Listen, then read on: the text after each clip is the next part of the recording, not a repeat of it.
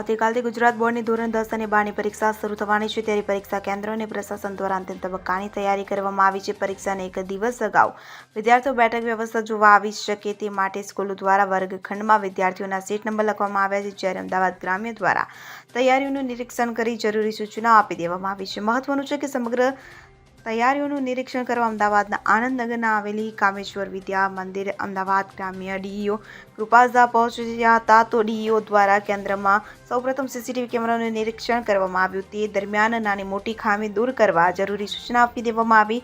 ત્યારબાદ કેન્દ્રમાં વર્ગખંડમાં લખેલા સીટ નંબર અંગે ચકાસણી કરવામાં આવી હતી, જેમાં વિદ્યાર્થીઓને સરળતાથી નંબર મળી રહે તે પ્રકારની વ્યવસ્થા કરવા સૂચના આપવામાં આવી। Bureau report CN24 news.